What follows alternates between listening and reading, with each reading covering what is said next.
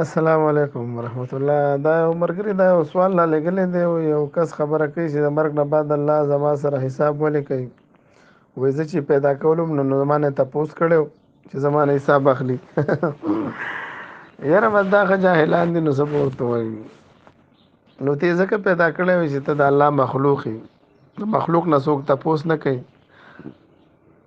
کوم ساینسدان چې لیپټاپ جوړ کړی دی نو زه د لیپټاپ نه تپوس کړی چې زه تا جوړ کړم او که جوړ دې نه کړم.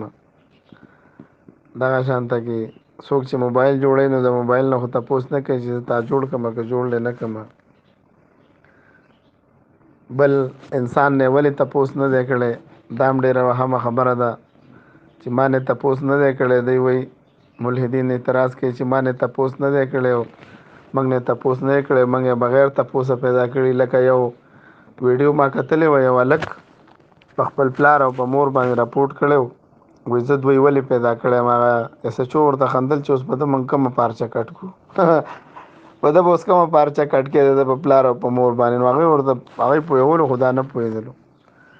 نو د دې جواب دا دی چې دوستانو انسان ته نه د اول علم شته او نه ورته د آخر علم شته چې د انسان دپاره څه فایدهمند دي او څه ورته دغه دي نقصان والا دي.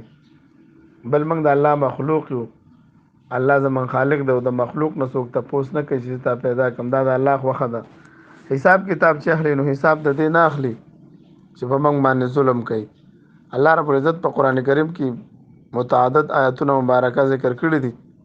اعوذ بالله من الشیطان الرجیم. ما يفعل الله بعذابكم ان شکرتم وامنتم وكان الله شاکرا علیما. الله وایي زما څه کار دی چې زه تاسو ته عذاب درکوم. الله قدردان ذات دی. دغه شانته کې الله رب العزت نور آیتونو کې وضاحت کړی دی. البته الله رب العزت موږ ته فطرت کې موږ پیدا کړي، فطرت الله التي فطر الناس علیها لا تبدیل لخلق الله. موږ یې په فطرت کې پیدا کړي. نو چې په فطرت کې پیدا کړي موږ د پاره قوانین لاګو کړي دي. موږ د پاره ویل دي چې تاسو د نبی علی السلام په اسوه حسنه باندې عمل وکړئ. لقد کان لکم فی رسول الله اسوه حسنه. تاسو د نبی علی السلام په اسوه حسنه باندې عمل وکړئ بس تاسو کامیاب شئ. اوس تاسو د خپل خالق خبره نه منئ نو خامخا به در سره حساب کتاب کوي. لکه لیپټاپ دی، کمپیوټر دی، یا داسې ربوټ. نن سبا خلک ربوټونه جوړوي. دا ساینسدانان جاپان کې دا ډېر زیات دي. کوم ربوټ چې وروره څه ورته وایي د جوړونکي په منشا مطابق نه چلېږي. هغه ایسته سکریپ کې لړه کې بس ایسته سکریپ ته لړه کې. دغه شانته کې چې کوم انسان د خپل خالق خبره ونه مني نو به دا به سکریپ ته لړه کېږي. بیا به دا ګیله نه کوي چې یاره زه د سکریپ ته ولې لړه کړم. ما ورته وایي تا ته ما عقل هم درکړی او شعور مې هم درکړی او کائنات کې به ته وګوره تا ته د رحمان ذات په دې کائنات کې څه نقصان ملاویږي. هل ترى من فطور ثم ارجع البصر هل ترى من فطور. وګوره نظر براخ کته کوه رحمان ذات په کائنات کې څه نقصان شته.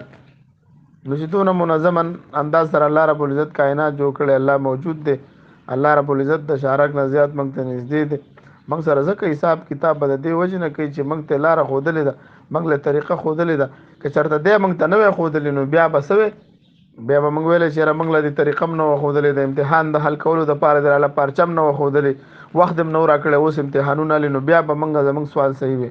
لیکن اوس چې څوک سوال کوي چې ما نه حساب ولې حساب درته لي د حساب د حل کولو پرچه درته ښودلې ده، د حل کولو دپاره یې درله پرچه ښودلې ده. علما کرام یې درته بار بار بیانوي. او که پرچه کې غلطي وکړه پرچه لړه کړه بله پرچه شروع کړه، توبه وباسه، ګناه دې وکړه بیا توبه وباسه. بیا الله ویل لو بلغت ذنوبکم عنان السماء ثم استغفرتني غفرت لك ولا ابالي.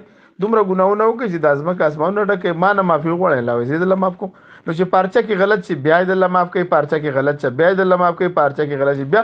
او چې د دې باوجود هم تا سره بیا دا پارچه نه حل کوي او څوک چې پارچه حل کوي او هغوی باره کې هم ته زړونو کې له شک او شبهات چې یاره دا پارچه مال کوي او دا پارچه حل کول هسې قمقلتوب دی، په دین باندې عمل کول قمقلتوب دی. نو اټومیټیکلی خامخا تا بس سکریپ ته لړه کوي. بیا به ارمان به کوي چې والله ما دنیا ته بیا ولېږه.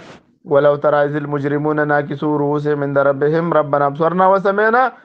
یا الله ما خو ولیدل جنت او جهنم، یا الله اوس مې واپس ولېږه. الله وایي نو چې ما واپس لېږلو دپاره خو ما درته وضاحت کړی چې ګوره دوباره دې راتلل نشته په دنیا. نن دې وار دی که دروغ وایې که رښتیا. وای هر چاره چې تر وخت تیر شي اون قاشي اون قان خلیفہ دام کې دی چا وای تر وخت تیر وای تر وخت تیر او به تر نه جاروز تیر سات په مثال بیا تیر سات په مثال مړې د الله دې مړې چا دي ژوند کړي په جړه و چې د مرګ په تمانچه د شیخ علماء ته بیا په ماته خلا بس کوي زنه نو اوس وخت چې انسان سو کی په دین د اسلام باندې عملو کې په فطری دین باندې چې کوم الله پاک موږ پیدا کړو دا زمونږ خوش نصیبی ده او دا شکوک او شبهات دا خو نه ختميږي دا په تر قیامت پورې وي خو موږ بس کو موږ به دا د خپل عقل نه بکار اخلو د عقل دا بهترین نعمت دی چې الله موږ ترا کړی دی نو واخر دعوانا الحمدلله رب العالمین